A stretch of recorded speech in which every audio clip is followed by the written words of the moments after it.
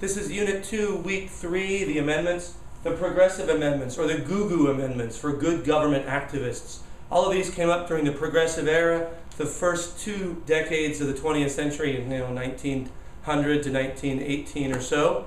And they're all designed to make citizens more involved in government and government more responsive to the people.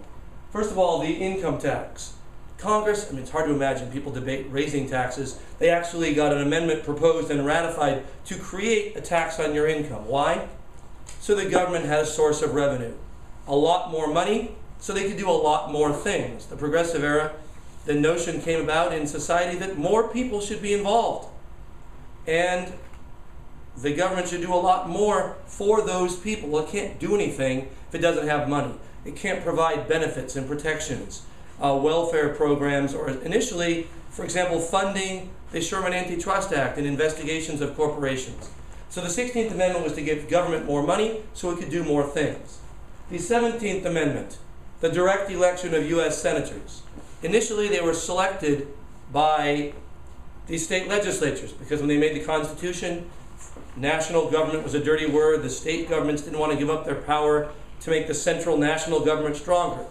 But after 100 years had passed, it was clearly much more of a sense that the people should be directly involved in selecting their national representatives. So instead of just picking the members of the House, like they did in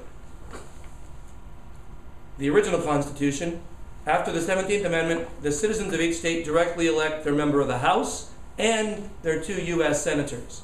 So as a progressive or GUGU amendment, it got the people more involved in government and picking their representatives in Congress.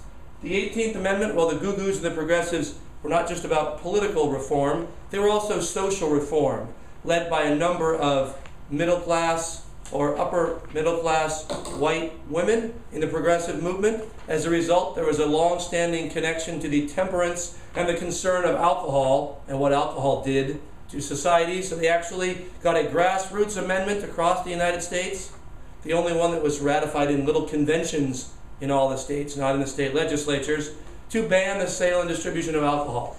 It was a total disaster in U.S. history. Essentially, beer became illegal drugs.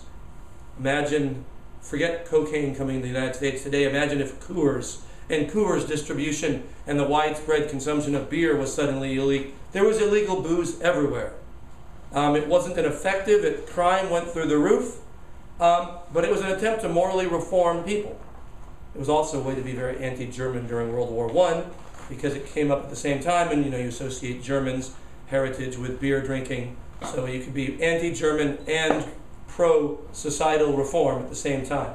It's going to get repealed in the 1930s as a toss-out during the Depression.